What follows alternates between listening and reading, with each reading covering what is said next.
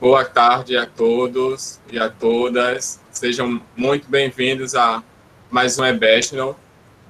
E desde já eu vou estar me apresentando, né? Então, meu nome é Smith Lima, sou graduando em Engenharia de Computação na UFPB. E atualmente também estou como secretário, né, no Young Professor da Seção Nordeste.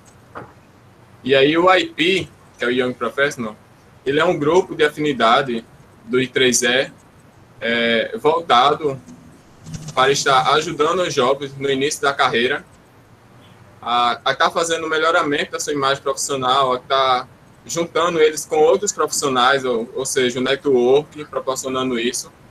Então, o IP ele tem essa rede de network que o I3E ele proporciona. E aí tem essa integração. E aí uma das atividades que o IP Nordeste vem realizando é o eBachelor, e hoje a gente vai estar comentando um pouco sobre análise de dados, né? Que é uma das áreas que tem crescido bastante no mercado. E aí, para isso, né, a gente convidou, né, os professores da UFPB e do laboratório área do Centro de Informática, o professor Telmo Filho, a professora Thaís Gaudêncio e o professor Yuri Malheiros. Então, desde já agradecemos, né, aos professores por ter aceitado esse convite para estar aqui comentando um pouco sobre essa área, né? Então, desde já eu já passo a palavra para vocês estarem fazendo uma apresentação de vocês, de onde vocês são, qual a formação de vocês e as atividades que vocês têm realizado. Então, fique à vontade aí para ver quem começa primeiro.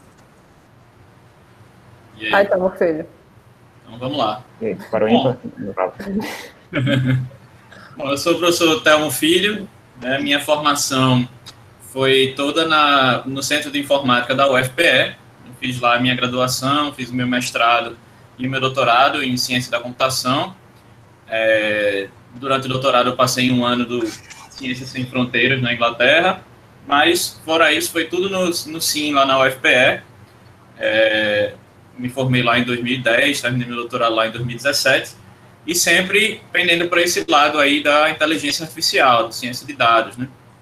Na época que eu comecei a estudar isso, a gente falava mais de IA, de aprendizagem de máquina, e o termo ciência de dados foi crescendo mais, né, ao longo desses anos, e agora ele às vezes é falado mais do que o termo inteligência artificial. Então, no meu diploma está lá, doutorado em inteligência artificial, mas hoje a gente fala que é cientista de dados. E aí, assim, hoje eu estou lá na UFPB, mas não no Centro de Informática, né? Eu sou professor no Departamento de Estatística da UFPB, né, que está se movimentando aí para criar ter uma ênfase maior em ciência de dados, já que boa parte da ciência de dados é estatística.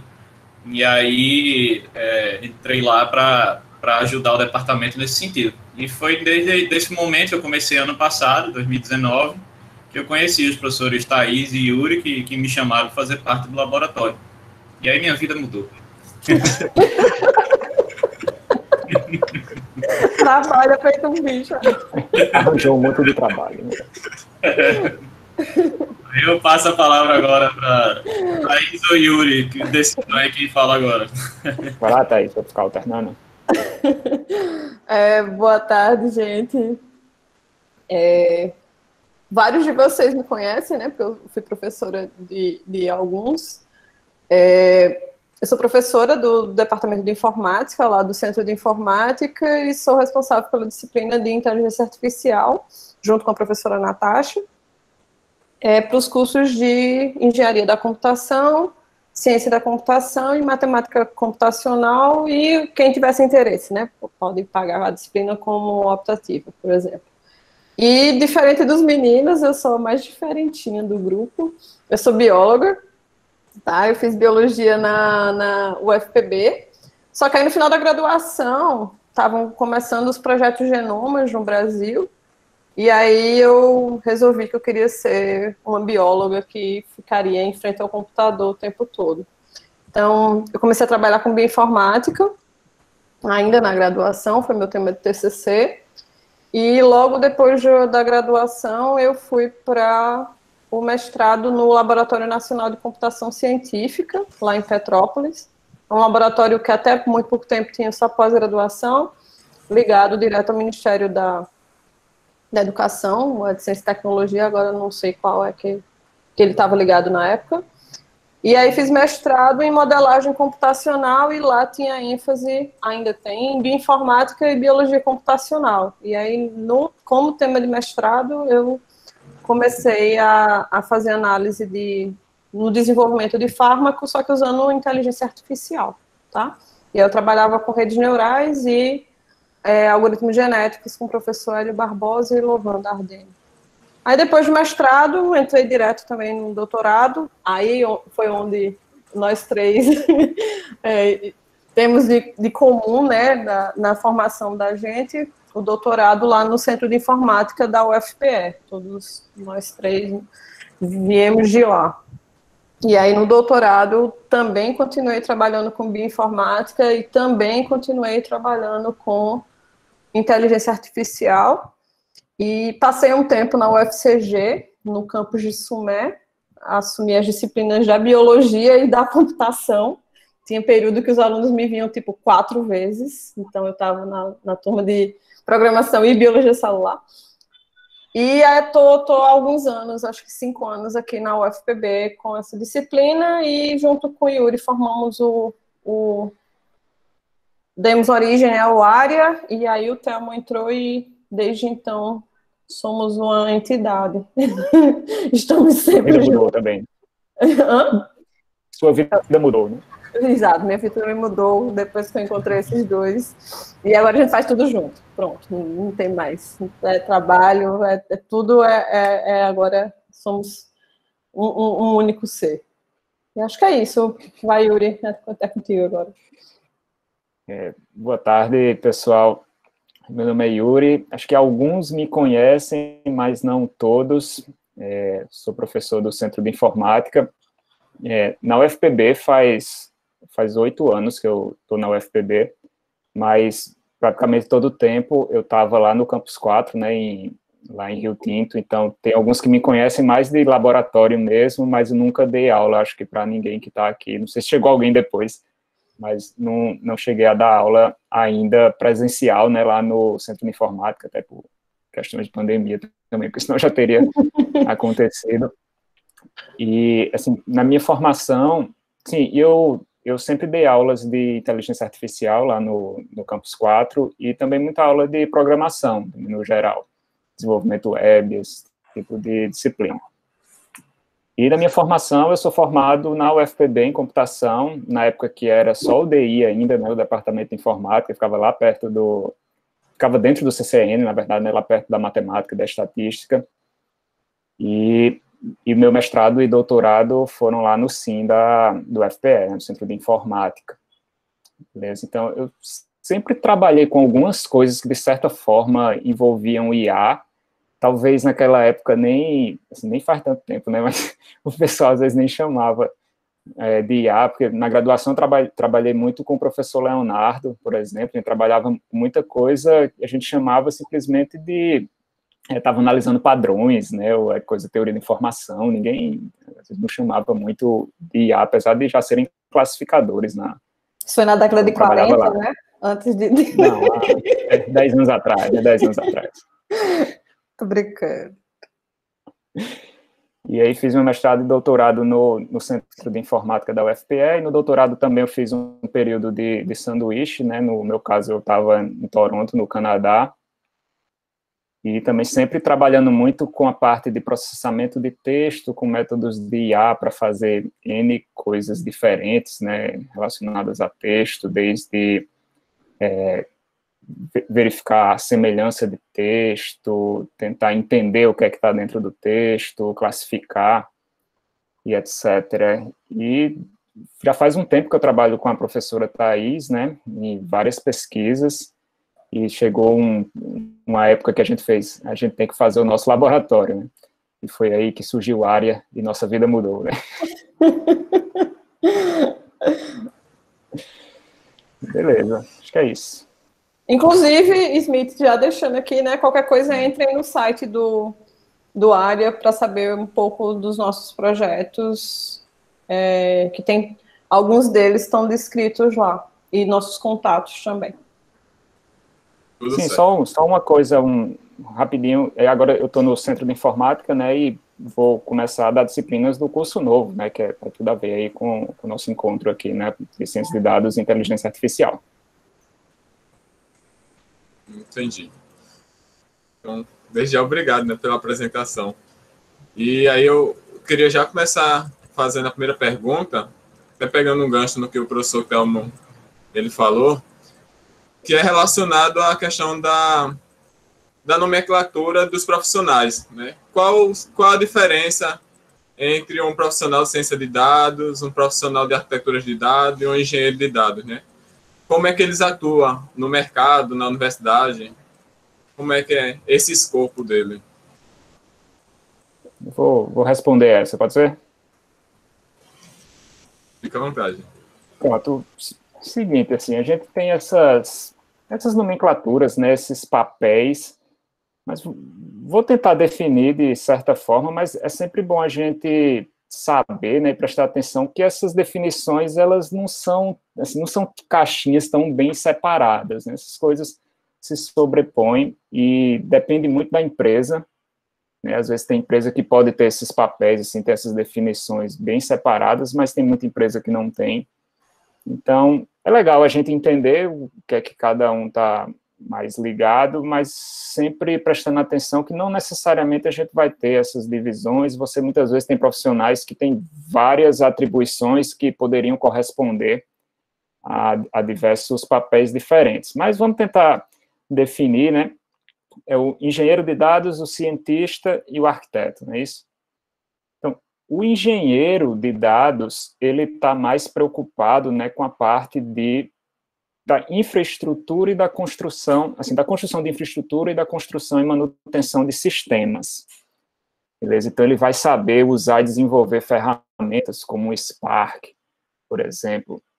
E ele tá muito preocupado com isso, né, em fazer as coisas funcionarem e ter tudo desde lá da infraestrutura até uma aplicação para os usuários finais, né, e quem for mexer lá no sistema, né, ele ter aquele software que ele possa acessar e que aí esse software vai usar, né, de muito do que foi desenvolvido usando ciência de dados, certo? Então, por exemplo, ele pode desenvolver a parte que vai estar relacionado com a coleta de dados, transformação, e aí vai aplicar análise, fazer isso tudo de forma que tenha um desempenho legal e que seja acessível para o usuário, certo? Então, o engenheiro ele tem muito esse lado da construção, da solução, certo? Dos sistemas, daquele software mais final.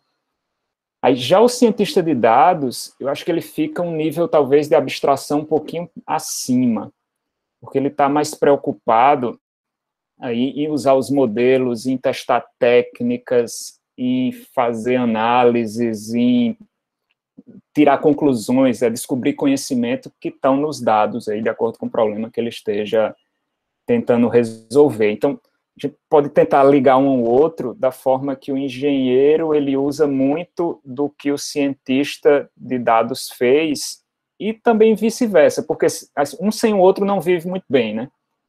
Porque se tiver só o cientista pode ficar aquela coisa mais alto nível e não ter uma solução palpável, certo? Para um usuário. E aí só o engenheiro também ele pode ficar precisando de análises e de conclusões que o cientista de dados estaria mais apto a fazer. Beleza? Então, o cientista de dados, ele vai estar, né, vai poder desenvolver sistemas preditivos, clusterização, e todo esse tipo de coisa. Muita coisa que envolve matemática e estatística, certo? E aí, como eu falei, essas coisas não se separam tão bem, porque é interessante que o engenheiro de dados também tenha noção das coisas do cientista de dados. Então, ele tem que ter essa noção de matemática, estatística, de modelos. Pode ser que não seja o foco dele, mas é legal que ele saiba. E aí o terceiro, que é o arquiteto, esse é um papel que não é tão comum, assim, nas empresas. Acho que o cientista e o engenheiro, a gente vê essa diferença mais frequentemente, mas o arquiteto ele não é tão comum.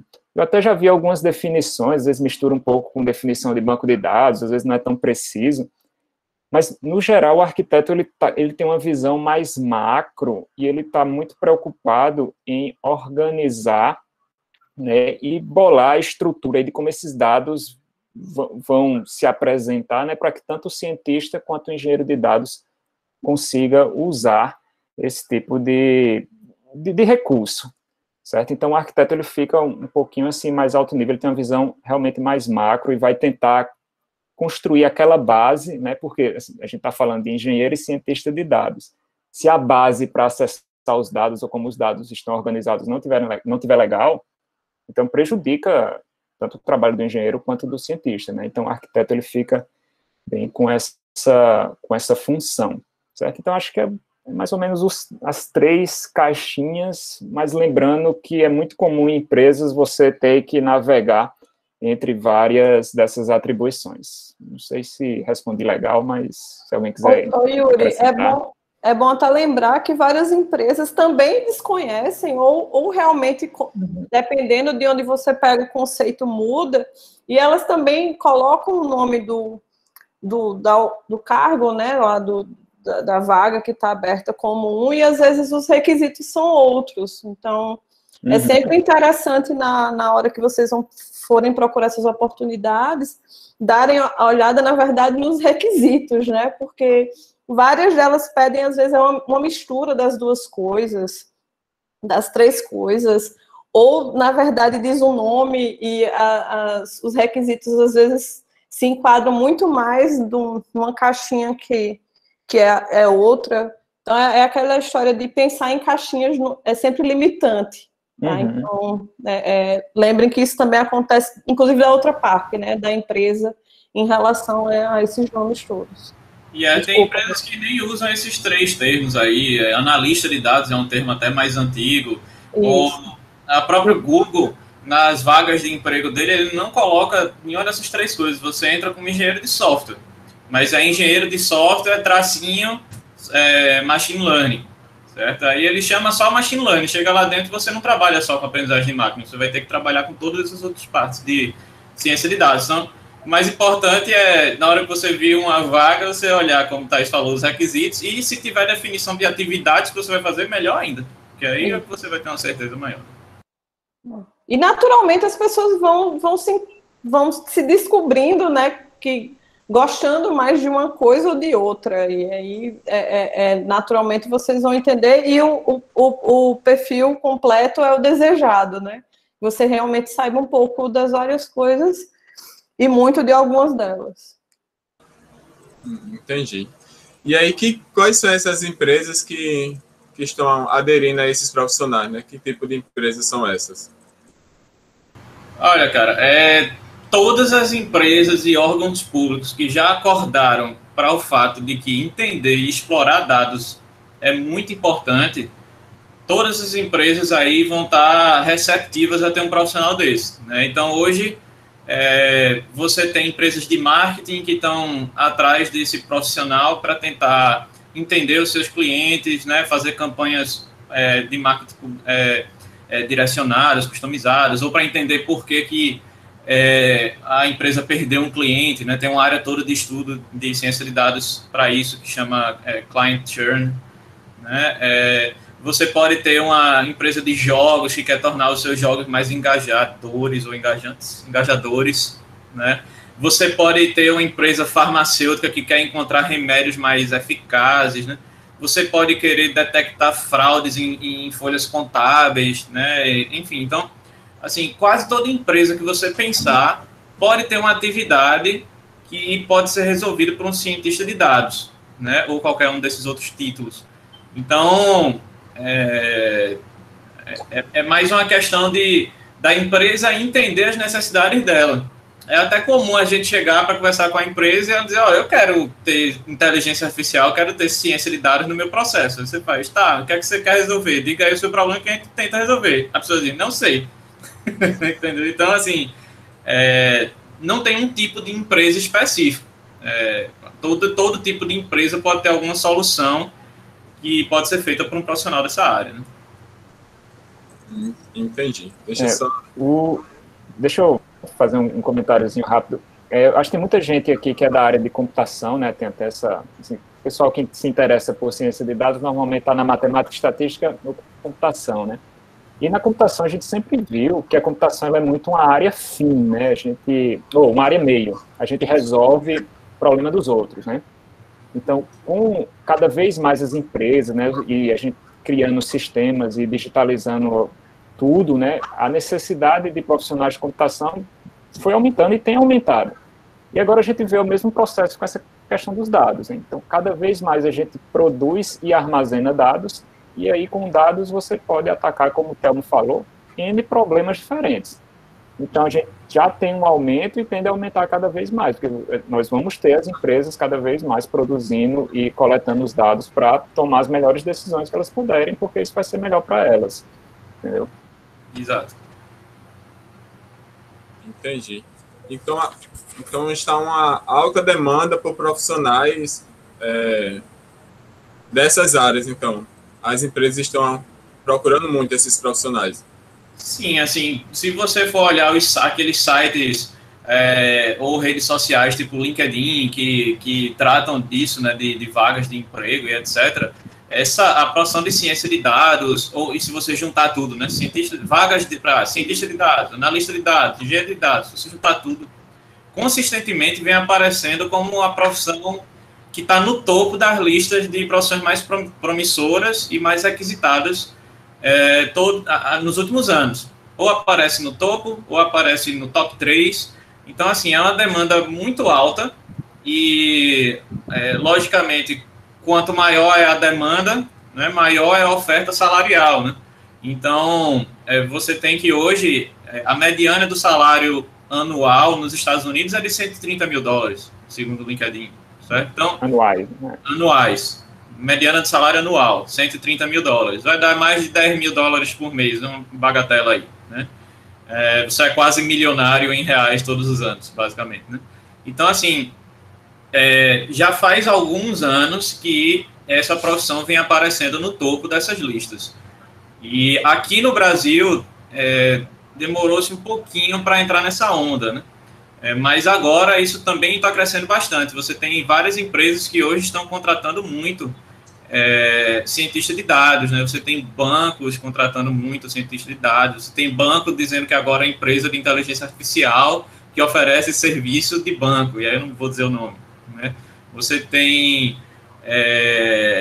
empresas que tratam de localização de pessoas que estão contratando muito cientista de dados. Então, assim, isso é algo que está crescendo muito no Brasil agora também. E aí, na área de computação e na área de estatística, esse é o profissional que tem o salário inicial mais alto atualmente.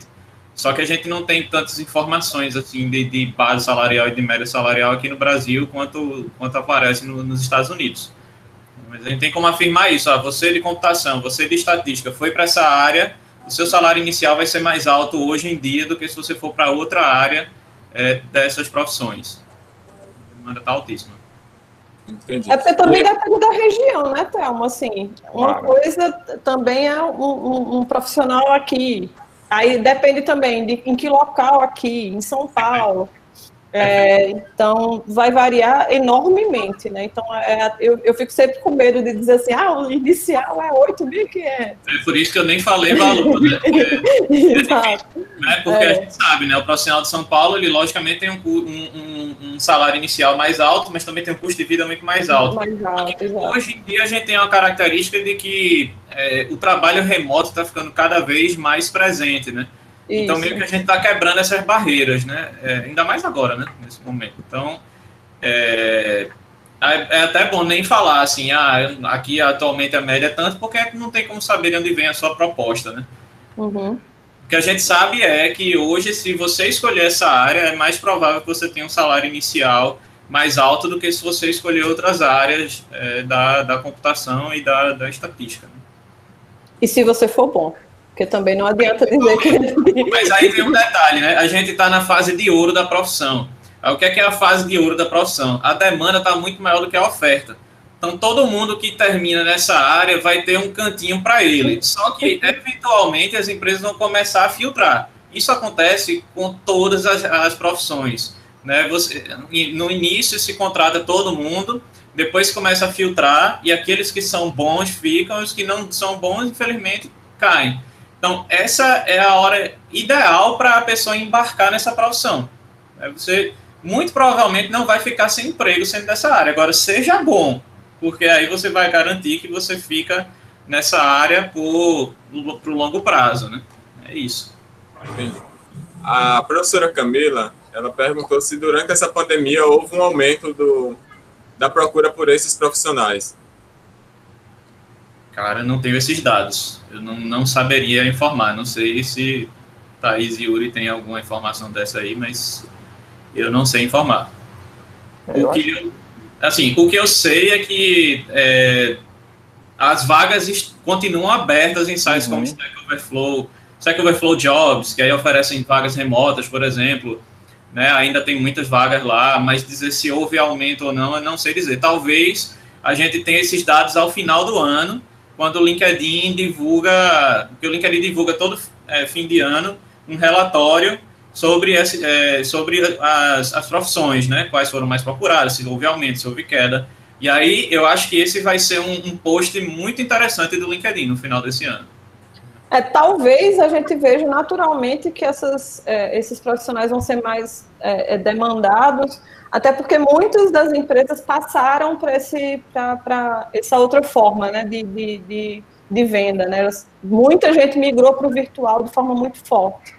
E aí, no momento que você vai para o virtual, é natural que você também comece a armazenar a informação, e aí você queira naturalmente entender melhor o teu cliente, o que é que ele está consumindo, que às vezes, no processo de restaurante, por exemplo, lá na cozinha, você não tem esse controle, não tem esse cuidado com esse armazenamento de forma tão rigorosa. E agora, provavelmente, na hora que você se dispõe a usar esses serviços de delivery e oferecer seu produto online, talvez você já esteja até pensando, né? Eu vou ter meu produto vendido e agora eu posso saber quem é meu cliente de forma muito melhor, né?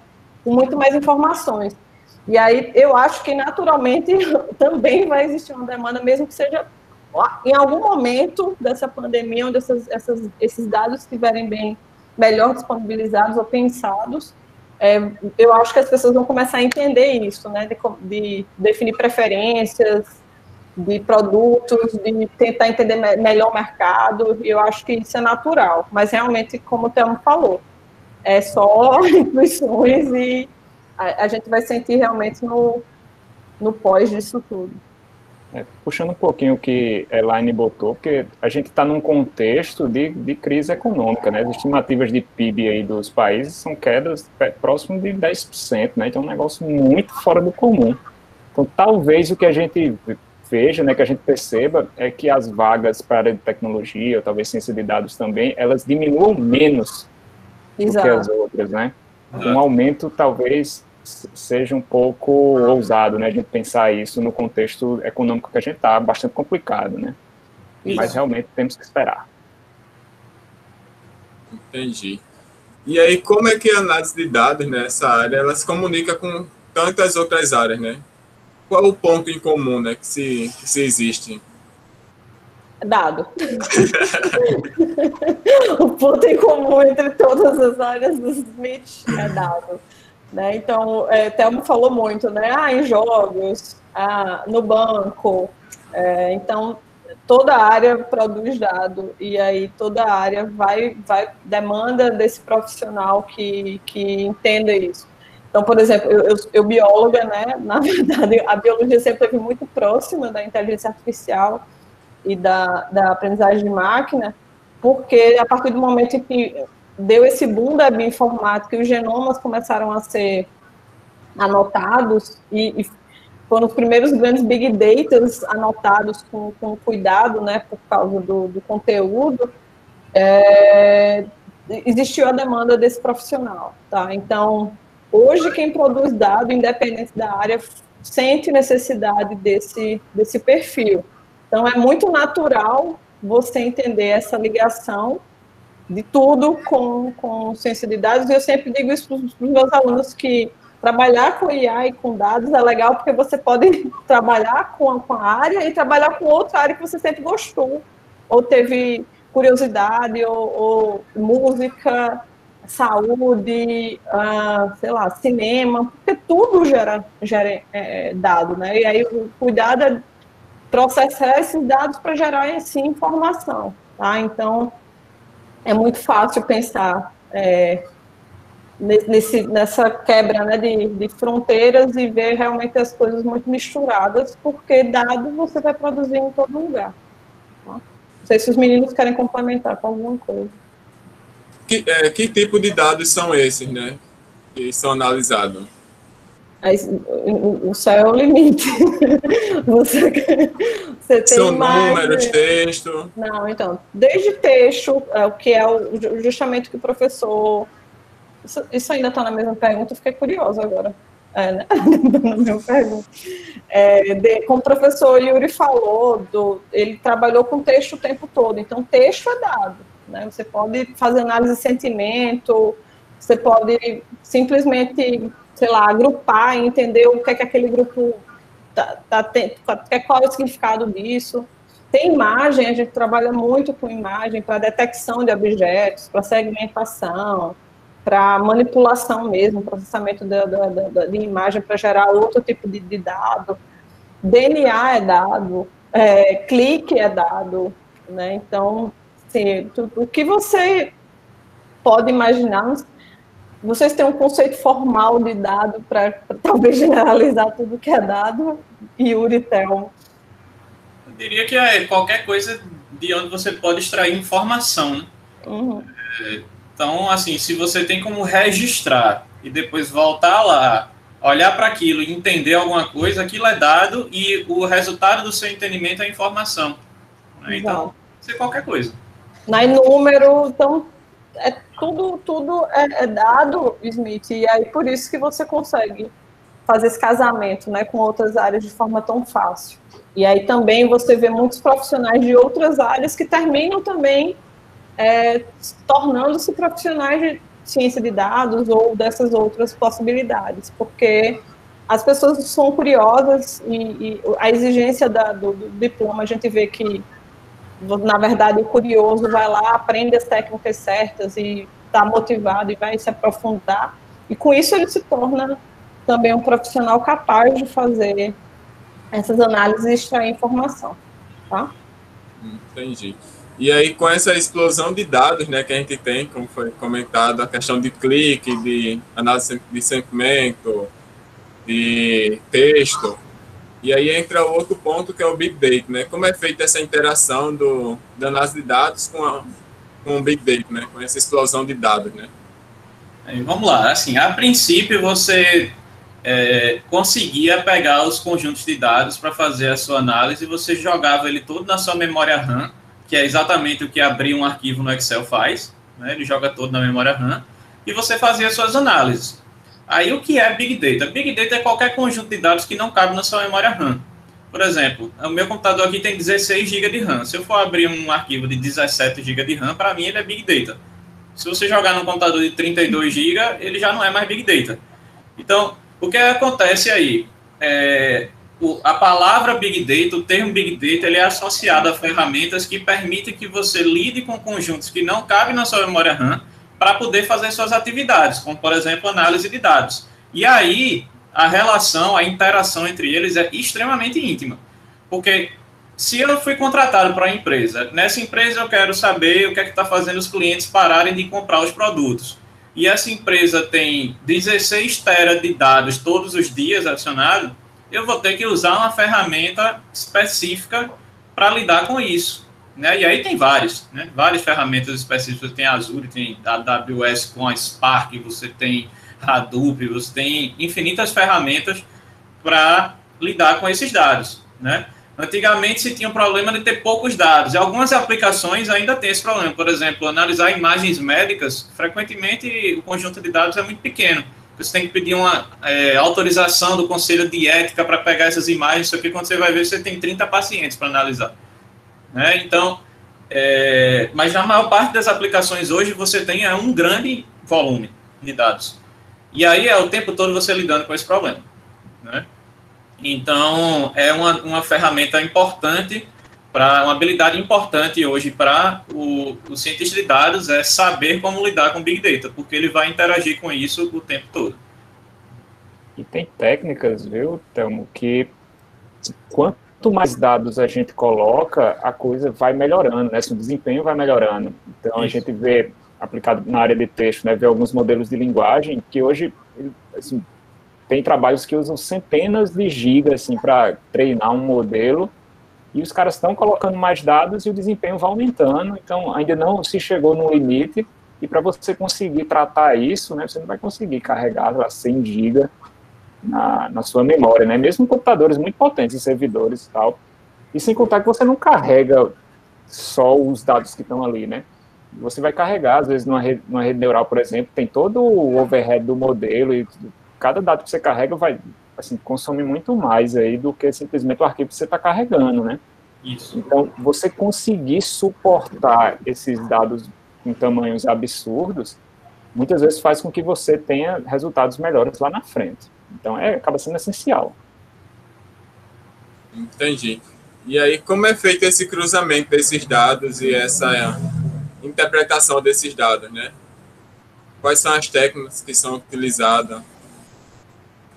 Quando tu fala cruzamento, Smith, tu queres falar de quê? Quando eu falo questão de cruzamento, por exemplo, como é que é feito pegar os dados, né? E aí, após eu pegar, como é as técnicas que são utilizadas mais comum em análise de dados? Pré-processamento, alguma coisa assim. Acho que até análise exploratória também. Então, tem várias etapas, Smith, antes de você, de fato, analisar, e, por exemplo, nós que somos da área de inteligência artificial, antes de a gente, de fato, rodar os métodos de IA, existe um longo caminho pela frente, né? A gente teve até, agora, um cliente nosso, grande, que tinha muito dado, e ele tinha interesse, né, Yuri, podem até me ajudar nessa, de usar a inteligência artificial, e aí na hora que a gente foi ter acesso ao dado, a gente descobriu que, na verdade, a gente tem que fazer todo um planejamento e um conhecimento de como aquele dado era consumido, era gerado. Então, a gente teve um grupo só estudando, mapeando mesmo todos os setores da empresa, para entender como era o caminho do dado. Então, é uma tarefa, inclusive, Smith, que não é nem desenvolvedor, é de conversa, assim, de entender os personagens da empresa, que tipo de dado eles estão gerando, que tipo de dado eles estão consumindo e que ferramentas.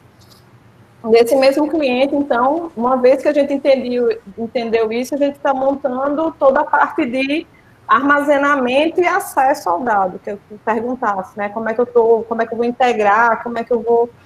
E aí, a gente tem uma equipe só pensando no que Thelmo falou, assim, é Big Data. São quantos dados, gente, por mês? Poxa, 23 milhões de... 23 milhões de linhas, vamos dizer assim, para não revelar muito isso. 23 milhões de entradas. São vários gigas isso daí.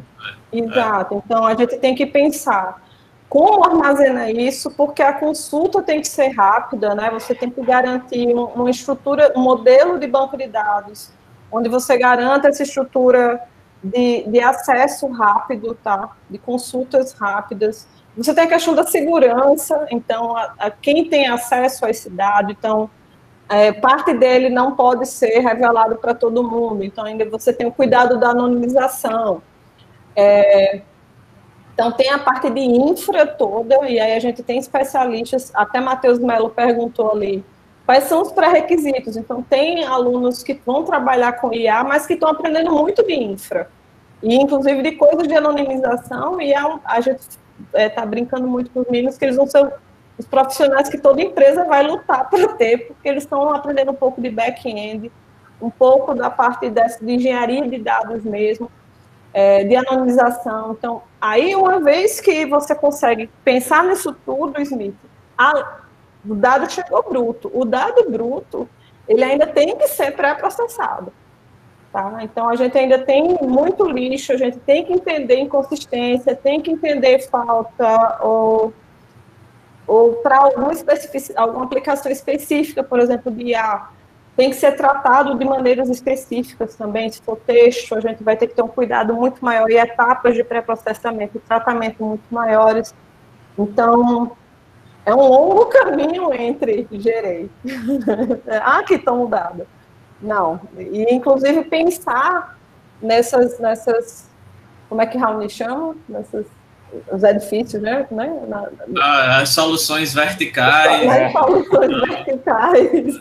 Nas soluções verticais, é muito fácil se você simplesmente ignora que tem um longo caminho que facilita a vida de quem é, por exemplo, cientista de dado, que precisa do dado, mas que esse dado tem que estar armazenado em algum canto, você vai ter que acessá-lo com uma certa frequência.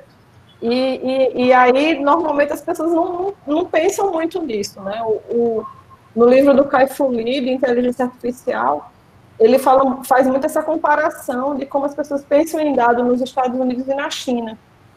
Os Estados Unidos se prepararam, ou, na verdade, eles já tinham um protocolo de organização que facilitaram, por exemplo, que esses profissionais de análise de dados pudessem atuar de forma muito mais fácil.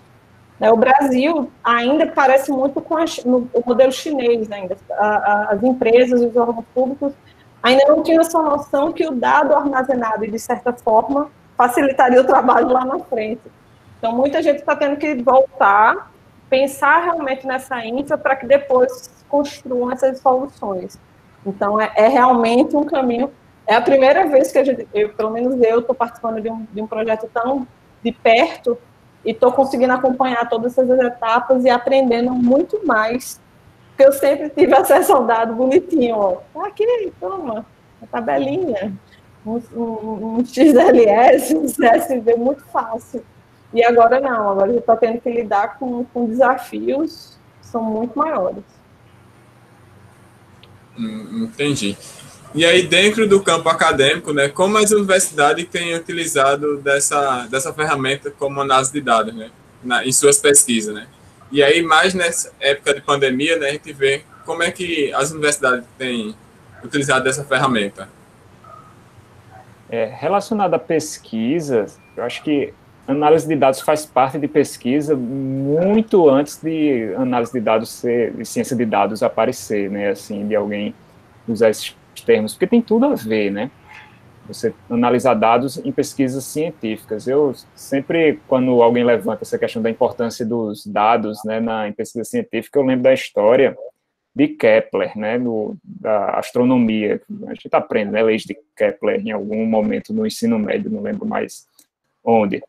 Mas na história, né, o trabalho de Kepler só foi possível porque antes dele tinha um outro astrônomo, né, que é o Tycho Brahe, que ele, grande parte do tempo, o trabalho dele era coletar dados lá dos planetas, né? Ele tinha um trabalho bastante braçal de coletar esses dados, e aí, se não fossem esses dados, Kepler jamais conseguiria chegar onde ele chegou, né?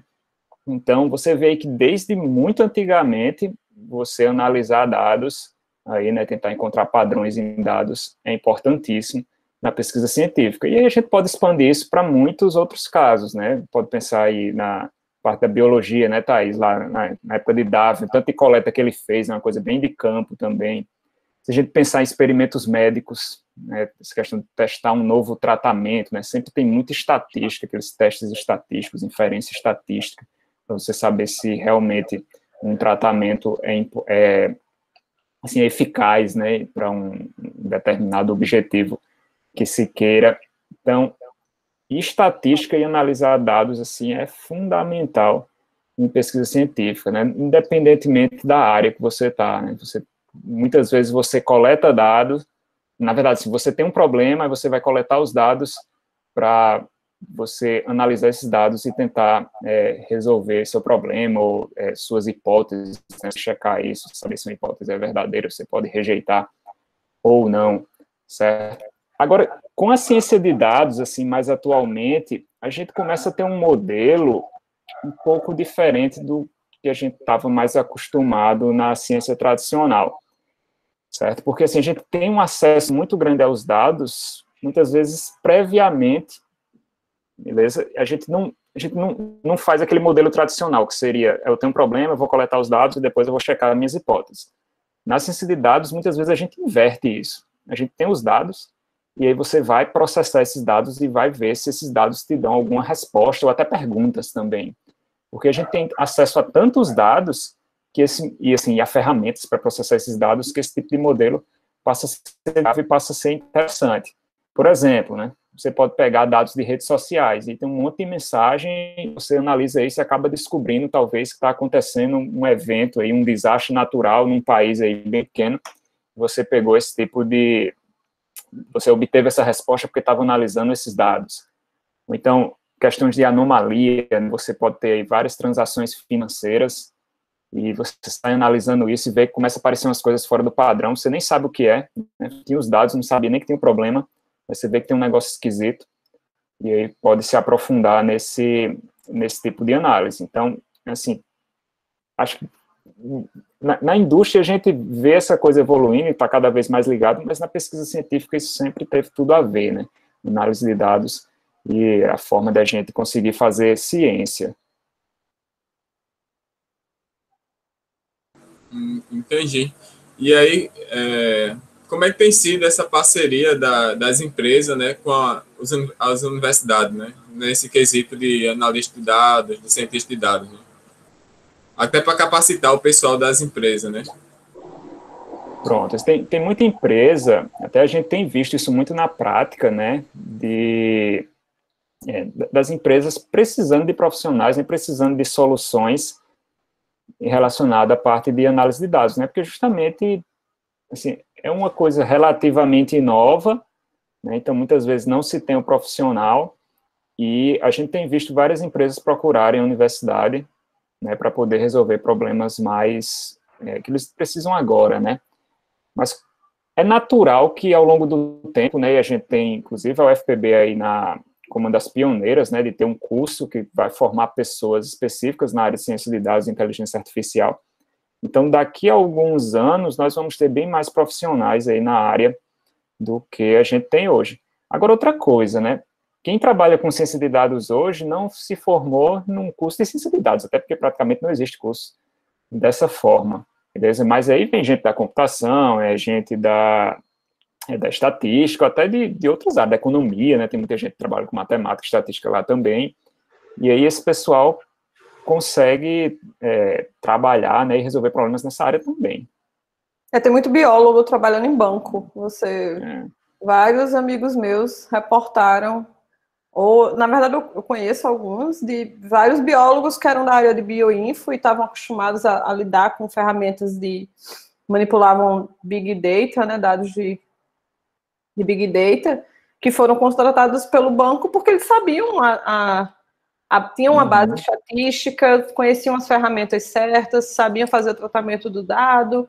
Então, como o Yuri falou, né, ciência de dados não surgiu porque surgiu o curso, né, são tarefas que podem ser desempenhadas brilhantemente por estatísticos ou por curiosos que realmente se aprofundam nas técnicas de outras áreas também. E isso é uma coisa comum de acontecer, assim, eu gosto sempre muito de comparar com a área que a gente tem formação, né, que é computação, mas, não sei se vocês lembram, mas muitos dos nossos professores, eles não eram formados em computação, eles eram formados em engenharia elétrica. Matemática. Ou matemática, né? Então, Filosofia. Mas aí acontece muito isso, uma área começa a crescer e aí tem aquele grupo de pessoas que trabalham numa área relacionada e aquilo vai crescendo até virar uma área específica, né? Mas aí, normalmente, os primeiros profissionais, né, o pessoal, eles trabalham em outra área, mas é natural e funciona dessa forma. Isso não é um problema, né? Isso é como as coisas evoluem mesmo. Exato. Entendi. E aí, como é que vocês veem os desafios para esta área, né? Que é tão nova, mas que vem ganhando muito espaço, né, até dentro das universidades, das faculdades, né, e como é que a universidade e a faculdade vai manter o seu aluno capacitado para trabalhar, né, profissionalmente nesses setores, né? Eu acho que tem muito desafio, é verdade, formação é né, porque a gente está tendo uma demanda grande, e a gente precisa de profissionais, então você pegar assim, internacionalmente, tem aparecido cursos já há alguns anos, mas também é coisa recente. Aqui no Brasil, a gente está vendo agora um movimento maior nesses últimos anos mesmo, né? A gente tem o FPB, mas tem outras universidades também que já começam a surgir com cursos ou com ênfases, né, em cursos que já existem. E esse assim, é um dos gargalos, mas aí que começa a se desenvolver. Como eu falei, né, as vagas hoje são preenchidas por profissionais de outras áreas, de áreas correlatas. Mas tem muito mais desafios além desses, né? Eu acho que a área de ciência de dados, ela abrange muitas outras áreas, né? E a gente acaba tendo vários pontos. Tem algumas coisas aqui que eu queria citar que eu acho importante.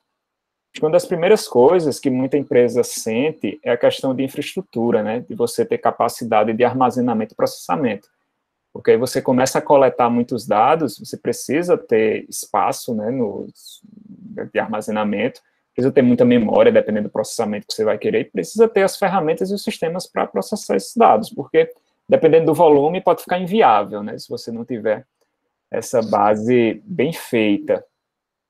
E aí, mais coisas assim, né, uma outra que eu vejo é a questão de a gente ter uma democratização maior dessas ferramentas, né? Porque vai chegar um momento que tanta gente vai estar precisando e vai estar tendo que usar análise de dados no dia a dia das empresas, que você vai precisar de ferramentas mais acessíveis, né? Não vai ser todo mundo que vai abrir o Python, né? E vai importar as bibliotecas e não. Né? Tanto que a gente até tem, né, ferramentas já para facilitar isso, mas acho que isso vai surgir cada vez mais, vai aparecer cada vez mais, é um ponto importante. E um terceiro, que aí a gente tem muitos alunos aqui, e eu acho que é sempre interessantíssimo a gente abordar isso, porque é um ponto crítico, é a questão ética, né? Porque a gente vai trabalhar com diversas áreas diferentes, e a gente tem que saber, né, tratar com os vieses que os dados podem ter. A gente tem inúmeros exemplos aí bem ruins, né, de casos que aconteceram porque os profissionais não prestaram atenção e não tomaram as atitudes corretas para tratar de problemas aí nos dados. Como, por exemplo, tem um sistema de detecção facial que não pega pessoas negras, né, porque ele só foi treinado com fotos, ou majoritariamente com fotos de pessoas brancas. Isso é um problemão, certo? E o segundo é qual o objetivo dessas aplicações, certo? Ainda nessa questão ética, porque você pode até ter os seus dados aí bastante variados, e você está tendo se preocupado em ele não ser enviesado, mas você pode estar aplicando isso para coisas ruins, certo? Como exemplos que a gente tem de usar análise facial para saber se uma pessoa é criminosa ou não, né? Isso não tem nada a ver. Né? Por melhor que seja o seu sistema, você está aplicando isso no objetivo errado. Beleza? Então, o cientista de dados, o engenheiro de dados, ele tem uma responsabilidade muito grande em cima disso. Porque a gente até muitas vezes pensa que a tecnologia ela, assim, não é enviesada, né, ela é neutra, mas os dados não são neutros e as pessoas não são neutras, né, então a gente tem que ter muito cuidado para não criar soluções que acabem prejudicando ao invés de ajudar. E nesse tema ainda, a União Europeia acabou de lançar, quer dizer, acabou não, foi ano passado que eles lançaram um edital destinando milhões de euros a iniciativas para IA confiável. E aí a IA confiável ela tem vários pontos de interesse, né? Que é você conseguir interpretar o modelo para saber por que ele decidiu aquilo, o modelo não ter esse viés de ser construído num conjunto de dados que não foi, não passou por uma amostragem boa, que aí já é uma coisa da área de estatística. Tem também a questão de você preparar o profissional para que ele seja capaz de produzir IA confiável. Eu não lembro quais são as características, são 7 características que eles associam a um IA confiável. E eles destinaram isso, milhões de euros a isso, e aí aprovaram 3 propostas aí que envolvem dezenas de universidades em toda a Europa para trabalhar nisso. Então a Europa, nesse momento, ela está querendo se tornar o centro mundial da IA confiável. Então, isso é algo que está crescendo bastante atualmente. Entendi. E aí, como a análise de dados ela tem impactado o nosso dia a dia, né? E quais são os perigos, né? O professor Yuri ele comentou um pouco e quais são mais, assim, os perigos que a análise de dados eles têm para a nossa sociedade. Tá muda para isso. Tá. Eu estava tão concentrada aqui, o cachorro latindo, aí eu deixei.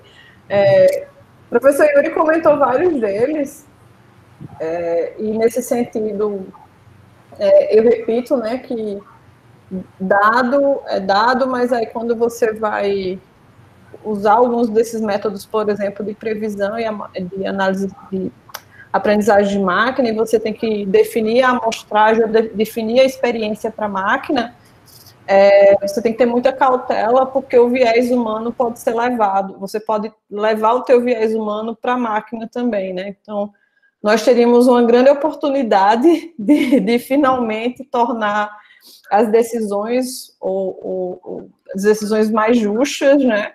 Mas garantindo, por exemplo, que você seguiu critérios que tornassem essa inteligência justa por causa de uma experiência passada justa também, tá? E aí, como o Thelma falou, está muito em voga na área de inteligência artificial e de dados.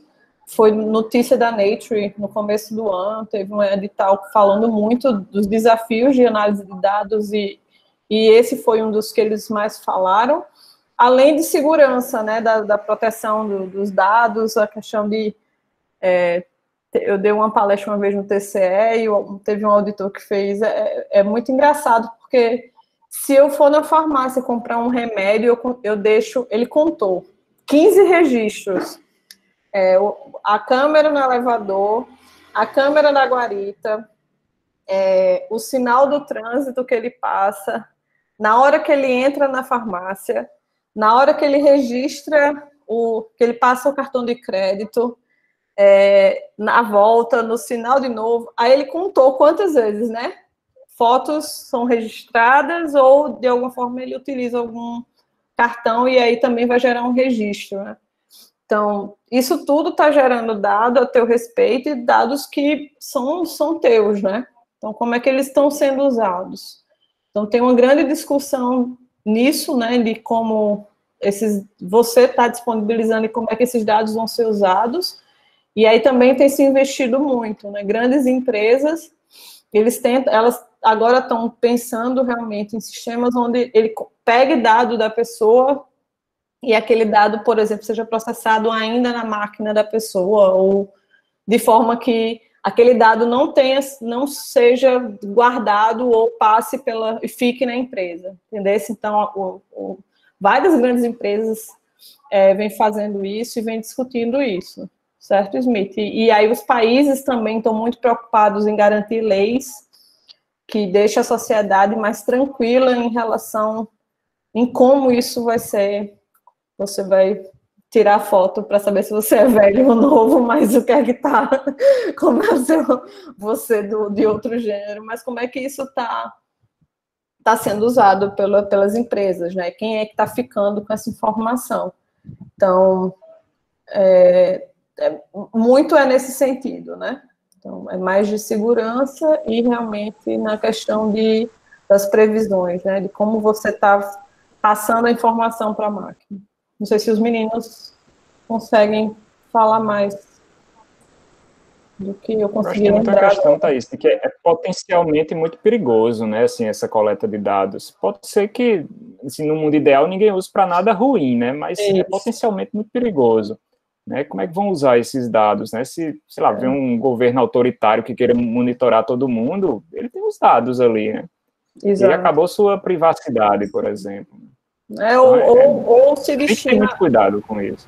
Tem uma empresa americana, que eu esqueci o nome agora, tá no programa dessa semana do John Oliver, que falou de facial recognition, né? Reconhecimento facial. Essa semana foi a semana passada, acho que foi da semana passada.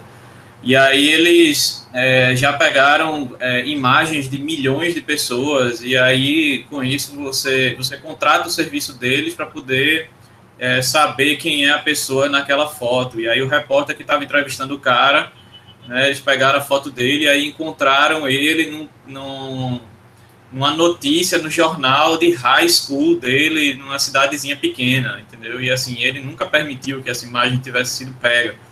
E aí essa galera dizia que só vendia os serviços para polícia e tal, só que mesmo assim isso pode ser perigoso, né? Porque você não sabe qual é o interesse do policial específico que está indo lá pegar sua imagem, né? E aí eles estavam começando também a vender isso a governos autoritários, e aí teve toda uma confusão em cima disso, e aí eles negaram sem negar que iam vender para esses governos autoritários, e tem todos os riscos associados. A perseguição a minorias, a qualquer pessoa é bem complicado. Diz, Yuri? O próprio caso da NSA americana, né, que teve o escândalo lá do Snowden e tudo mais, eles coletavam muitos dados e estava lá, né, assim, podia ser que fosse usado só para criminosos ou algo do tipo, mas ele mostrou que várias pessoas tinham acesso aos dados coletados da população, né, então, assim, estava tendo um mau uso incrível. Entendi. E aí, até um ponto que eu queria comentar com vocês é que, durante essa pandemia, eu estive participando de uma hackathon, e aí, que era relacionada à parte da saúde. E aí eu fui ver como estava essa parte de tecnologia da informação no nosso setor de saúde, né? E aí eu verifiquei um aplicativo que é do setor de saúde do nosso país. E aí, quando eu coloquei meu CPF lá para fazer o cadastro, para ver como era aquele sistema, então ele já tinha várias informações minhas do governo federal, questão relacionada ao SUS e tal, em quais hospitais eu já tinha sido atendido, questões de exame. Então, foi uma informação que eu não sabia que o governo tinha, e aí, ao mesmo tempo, tinha lá uma plataforma do governo que ele tem todos esses dados, né? Inclusive a questão de habilitação, documento do veículo, o CPF, né? Então, vamos lá, Smith. Na verdade, o governo tem todos esses dados à disposição. Esses dados ficam armazenados em bases que são controladas por SERPRO ou DataPrev, certo? E aí, SERPRO e DataPrev vendem o acesso a esses dados, certo? Então, você pode fazer uma empresa que vai usar esses dados, você preenche lá o formulário que seja para ter acesso, e aí o governo vende o acesso a esses teus dados, entendeu? Só que ele fica com a responsabilidade, entre aspas, de garantir que isso não vai vazar para usos escusos. Mas o governo tem todas essas informações. Inclusive, esse é um dos motivos pelo qual a gente não precisa de tantos documentos. Há anos a gente não precisa de tantos documentos, porque isso já está centralizado pelo trabalho da SERP e do DataPrev. Né? Aí eu não vou entrar em mérito de por que a gente precisa de tantos documentos, né? Enfim, mas está tudo lá, está tudo centralizado. Então, se esse aplicativo aí tiver comprado esse acesso, na hora que você bota o CPF, ele extrai tudo sobre você, porque está tudo registrado. Eu achei até um grande perigo, né? Cair na mão de pessoas erradas, né? Por isso que é tão perigoso se falar, por exemplo, em privatizar a DataPrev, né? Porque quando você privatiza a DataPrev, você coloca uma das maiores bases de dados do mundo, de pessoas, na mão de uma empresa particular, que aí o povo não vai ter controle nenhum e nem voz nenhuma para dizer o que pode fazer ou não, né, basicamente. Entendi.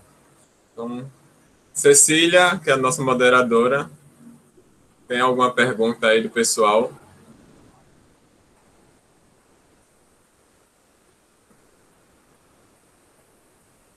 A moderadora sumiu. Sumiu. Ela me mandou uma mensagem no WhatsApp só dizendo que colocou o link do Área no chat.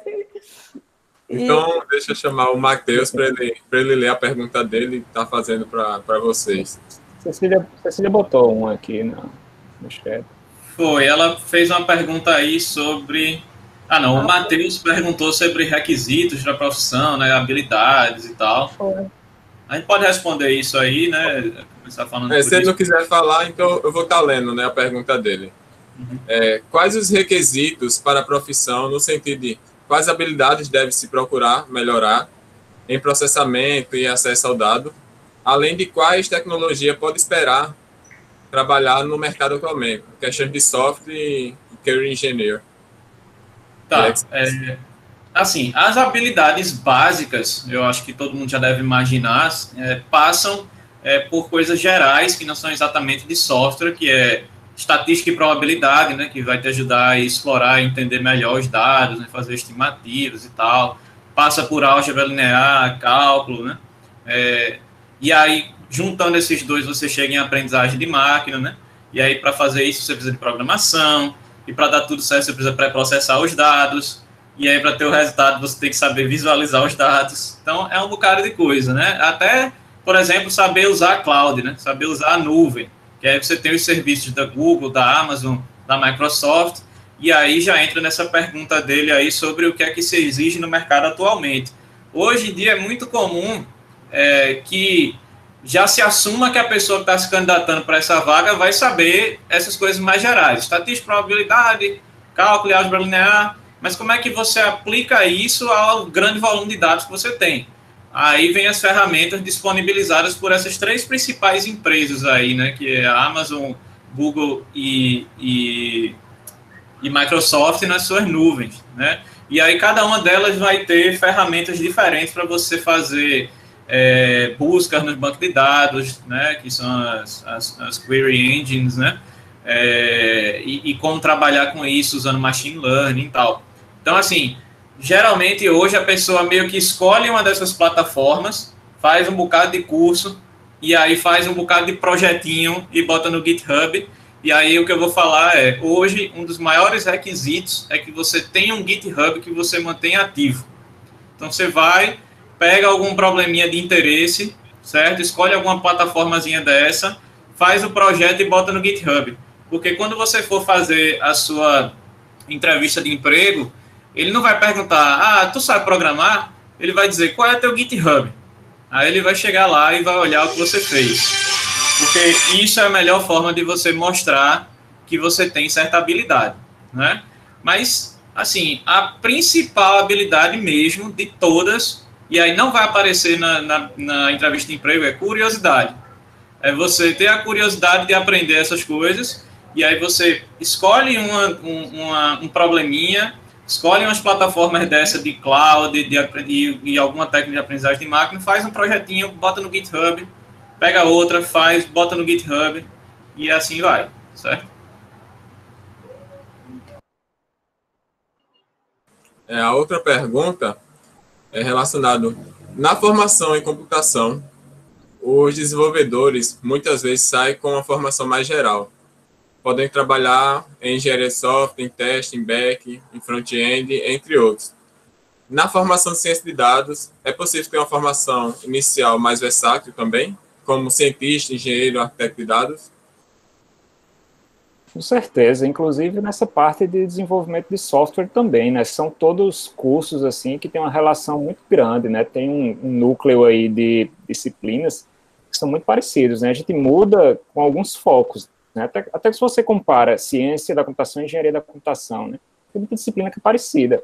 Então vão ter muitos empregos, muitas vagas que qualquer um desses profissionais eles vão poder atuar, certo? Claro, cada um vai ter o seu foco, né? O pessoal da ciência de dados vai ter um foco maior em IA, em matemática, em estatística, do que quem faz, talvez, ciência da computação, mas aí também, em ciência da computação, o pessoal acaba vendo engenharia de software, que talvez não seja muito foco na parte de ciência de dados. Então, realmente, acaba tendo também uma formação versátil, certo? Você não vai conseguir só atuar num nicho muito específico, mas você tem aquele foco. Beleza? Então, não fique muito preocupado com isso, não. É muito comum, acho que as pessoas que se formam nessas áreas, elas conseguirem navegar aí pelas mais variadas vagas de emprego dentro da área da computação. Lembrando também, né, Yuri, que pelo menos aqui na UFPB existe a possibilidade de você pagar disciplinas de outros cursos, né? Então, lá no Centro de Informática é muito comum os meninos ficarem curiosos e pagarem disciplinas que são específicas do curso por exemplo, de ciência, pagar uma eletricidade, que, por exemplo, não é do curso de ciência, mas é oferecido para entrada de engenharia. Então, pode ser também que alguma pessoa de ciência queira pagar as disciplinas específicas de aprendizagem de máquina ou uma visualização de dados lá no curso de ciência de dados e IA. Então, essas especificidades e o perfil é muito da pessoa. A gente tem que parar de pensar muito em caixinha, assim. No primeiro dia de aula, eu digo muito isso aos alunos, até pela minha própria história. A gente desde muito cedo, acostumado a pensar tudo em categoria, em caixa, e o mundo é muito mais do que essas caixas, né? Essas conversas, esses diálogos acontecem nas mais diversas esferas. Na universidade deveria ser muito mais, inclusive, eu acredito, tá? E talvez seja uma dos diferenciais de outras universidades fora, essa liberdade na formação. Tá? Então, pelo menos a UFPB garantiu isso, que as pessoas pagassem disciplinas de outros centros, e isso é muito legal, pensando justamente nessa tua formação versátil que você quer ter, porque o mercado também pede isso, muitas vezes, tá? Então, por exemplo, nos Estados Unidos hoje existe uma vaga, que até Tibério falou, não foi Yuri, Thelma, de cientista de dados genômico. Então, é muito engraçado você pensar nisso. Então, para essa formação seria super legal que um biólogo pagasse disciplinas de programação ou que alguém da computação pagasse disciplina de genética. Então, essa versatilidade é super importante, e esse pensamento da formação de vocês, além de ir atrás das coisas que gosta, é realmente pensar diferente, assim, sair dessas caixinhas que o próprio MEC agora está querendo fugir, né? Então, não estava querendo fugir há alguns anos dessas formações tão, como é que eu digo? Específica. Cada um no seu quadrado, né? Isso. Obrigada. Assim, a ideia da universidade ser dividida em departamentos é que cada departamento fique responsável pela sua... assim, pelo conhecimento que é relacionado àquele departamento, e que o aluno poderia pagar disciplinas dos departamentos que fosse do interesse dele, desde que ele tenha os requisitos, né? Isso foi meio que quebrado, né, ao longo do tempo, mas pode ser que volte, né? Mas, assim, a área da gente não tem... você não faz uma prova da OAB para trabalhar como cientista de dados. Você não faz uma prova de residência para trabalhar como cientista de dados, né? Tudo bem que você, dependendo de onde você trabalhar, pode ser uma profissão de bastante risco, né? Somente se você for responsável por fazer o sistema de um avião, né? Mas a gente não tem prova para isso. Então, meio que é uma questão de você ter interesse e ir atrás, né? E não só na parte de ciência de dados, por exemplo, o dono da empresa, da maior empresa de cursos sobre cloud, sobre nuvem da AWS, é um cara que era advogado de imigração. Aí teve uma hora que ele disse, eu quero trabalhar com tecnologia. Aí ele começou a estudar isso e hoje ele é milionário vendendo curso para trabalhar com a AWS, com a nuvem da Amazon. Então, assim, como na área da gente não tem essa necessidade do diploma reconhecido para você trabalhar, embora eles possam ser um diferencial, lógico, né? Porque muitas empresas contratam já pessoas com mestrado ou com doutorado, hoje em dia, principalmente mestrado, né? Que doutorado demora mais tempo. Você não precisa ter já começado num curso dessa área, né? Eu vou até puxar, Thelma, que eu vi aqui a mensagem no chat, né, que Paulo perguntou se dá para atuar sem formação acadêmica na área, né? Eu digo que dá, mas a universidade ajuda bastante. Sim. Beleza? Porque, assim, não tem a necessidade de você ter um diploma, mas ajuda bastante na tua formação, e principalmente você pega uma área dessa como ciência de dados, que tem uma carga teórica considerável, entendeu? Você tem que aprender ali estatística, álgebra linear, cálculo. Então, normalmente são assuntos que você não viu no ensino médio. Então, acaba tendo uma diferença muito grande, tanto que é comum nessa área contratar gente com pós-graduação, né? Porque muitas vezes até tem disciplinas que você nem na graduação vê. Eu ia falar isso, de pós-graduado. Que essa semana passada, né, eu até comentei com os meninos, eu recebi um telefonema de um amigo meu de uma empresa de São Paulo, ele, preciso de 2 cientistas de dados que têm que ter o mestrado ou doutorado. Porque normalmente, realmente, eles estão pedindo, e você também vai com um salário diferente, né?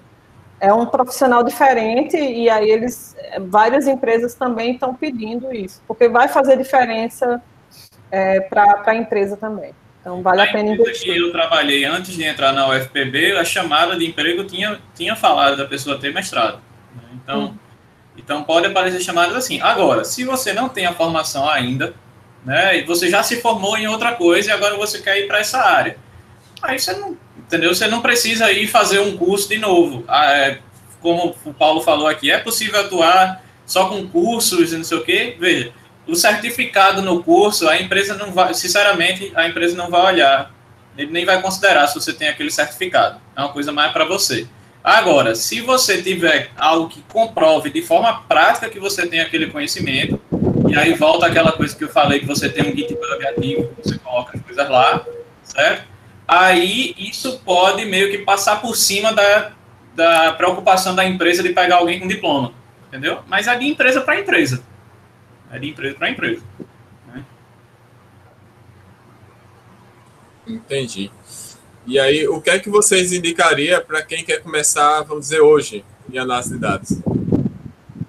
E aí depende da situação que você está na sua vida, certo? Se essa pessoa quer começar agora e vai fazer vestibular, aí ela vai ter uma escolha que ela vai fazer. Ou ela vai entrar na computação, e aí dentro da computação, por conta própria, tentar buscar uma formação mais para o lado de ciência de dados, ou ela entra na estatística e faz o contrário, ou ela entra no curso de Yuri. E aí, se Yuri quiser falar... Mas eles podem também assistir o curso, né, de IA para Todos. IA para Todos, é. A gente está oferecendo para ter uma nossa base. Aqui, ó, o link aí do curso IA para Todos no nosso canal no YouTube, que é para iniciar essas pessoas, né, que ainda não tem noção nenhuma. E a partir daí elas podem seguir. Mas, Yuri, fale aí do curso. Não sou dono do curso, não, Théo. Não, mas hoje, assim, o aluno ele tem...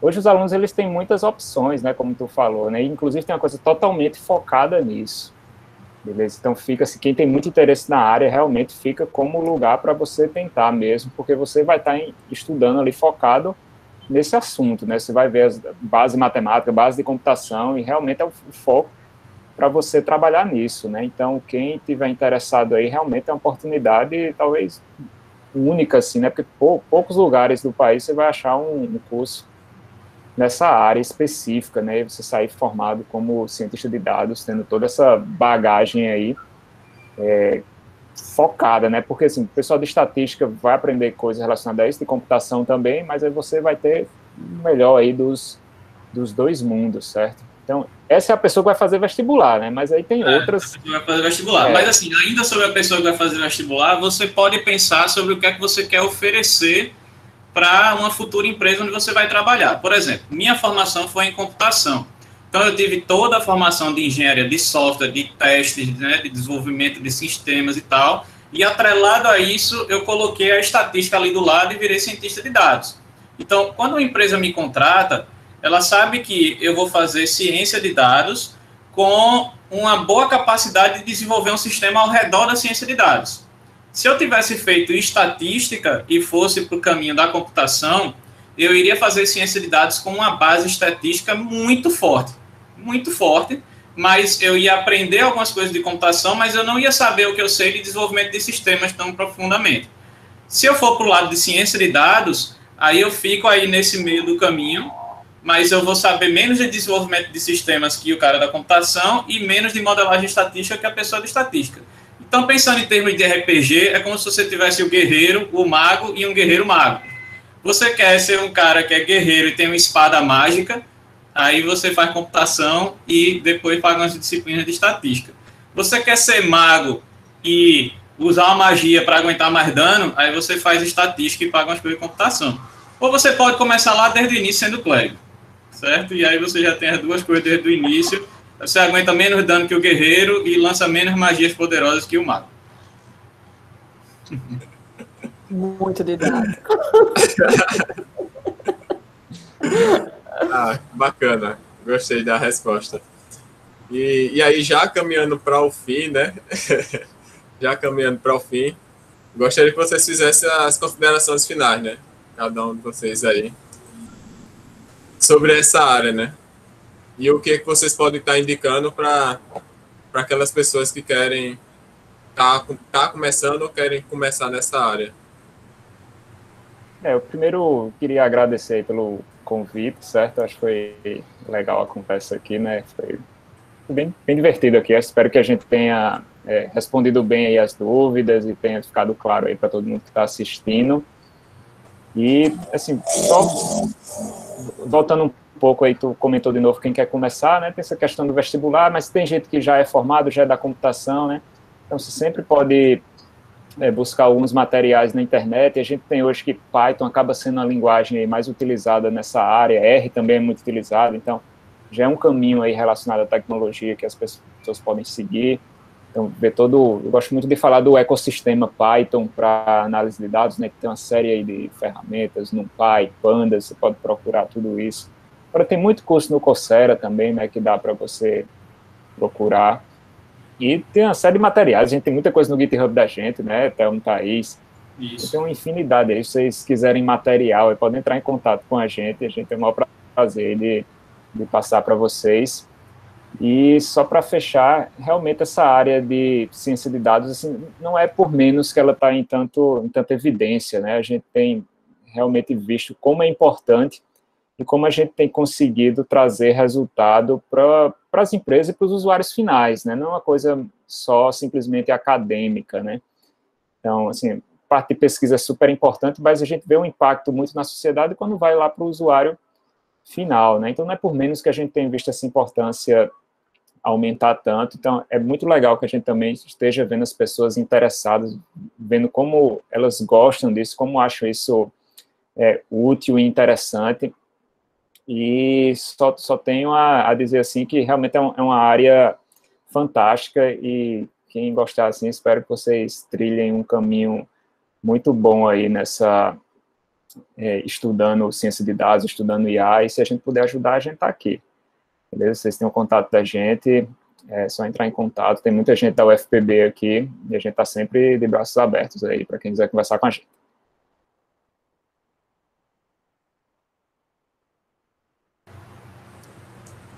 Thelma, Thaís? Perfeito, professor Yuri. É isso aí mesmo. Fica mais uma vez a recomendação de vocês procurarem a gente aí no site do área que Cecília colocou, né? Eu coloquei o link do canal da gente aí também no YouTube. O que me lembra que está faltando a gente colocar um link do canal para o site. Tem do site para o canal. Só me lembrei disso agora. E aí, assim, qualquer dúvida, entre em contato com a gente. Esse curso da gente, sem fazer muito jabá, né? O legal é que a gente está tentando fazer o mais introdutório possível para dele você ir para outros cantos, se tiver interesse, né, de aprender mais profundamente. Então, assim, se você já está se formando e só pensou em ir para essa área agora, vá, cara. Se tiver interesse, vá. Entendeu? Porque voltando ao que a gente falou antes, é o momento de ouro da ciência de dados. Então, esse é o momento de você cair de cabeça nisso aí, porque está sendo recompensador, né? E aí, uma vez que você fez isso, busque ser bom nisso. Né? Só adianta a gente recomendar você entrar na área se você quiser entrar de cabeça mesmo e buscar ser bom no que você está fazendo. Porque exige esforço, sim. Não é como se fosse uma coisa simples, não. Né?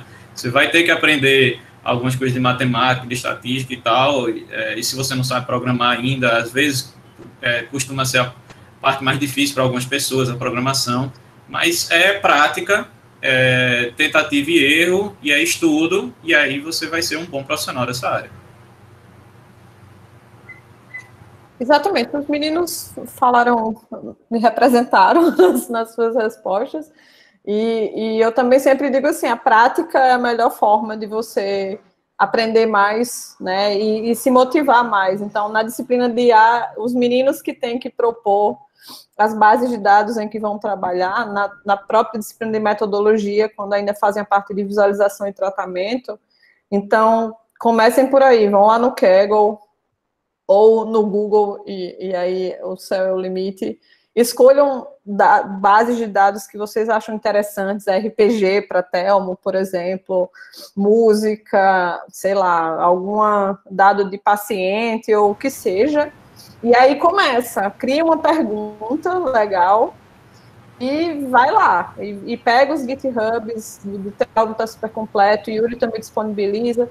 eu disponibilizo algumas coisas mais simples da parte de tratamento e começa a fuçar, e aí você vai vendo as coisas acontecerem e aquilo te motiva. E pelo menos foi assim que eu aprendi a programar e gostei da experiência, de ver o resultado saindo e as minhas perguntas sendo respondidas através de gráficos ou com valores saindo ali da tela. Então, eu sempre indico que a primeira coisa é cria uma pergunta legal, acha a base de dados, os GitHub certos, e aí você começa a mexer. E aí você vai descobrir se aquilo realmente é o que você quer para o resto da vida. Você pode escolher o que você gosta, né? A gente, como professor, é que não pode se dar esse luxo. Quando o aluno vem dizer, professor, eu quero trabalhar com alguma coisa relacionada a flores, você fala, pô, que massa, vamos. Eu quero trabalhar com música, show, bora fazer também, cinema, e assim vai. A gente tem que se interessar por tudo. Mas sempre tem alguma coisa legal que a gente também deixa lá para trabalhar e a gente gosta. E façam isso também, porque pelo menos como aluno, né, Thelma, você tem esse privilégio de escolher, por exemplo, como tema de TCC. Então, ou como hobby. Então, Thelma tem o hobby dele, e Yuri e eu, a gente gosta de trabalhar com outras coisas que não necessariamente do nosso dia a dia, das nossas atividades profissionais, mas aí vocês têm esse privilégio e façam isso como um motivador para estar lá programando e para estar estudando um pouco mais sobre a área. Entendi. Então, novamente, eu só quero agradecer, né, a vocês por disponibilizar, né, desse tempo precioso de vocês para estar aqui com a gente e compartilhando dessas experiências, né. Então, também agradeço a todos, né, que ficaram todo esse final de tarde, início de noite aqui conosco, escutando um pouco mais sobre análise de dados, né, e como a Elaine falou, né, a gente tem que sair daqui motivado a entrar nessa área, né, que cada vez tem que estar crescendo no mercado. Então, acho que é isso. Então, desde já, boa noite para todos, né? Aproveitem aí e visite lá o site do laboratório área para saber mais das pesquisas dos professores. E é isso, pessoal. Boa noite aí. Tchau, tchau. Boa noite. Boa noite, obrigada, gente. Boa noite.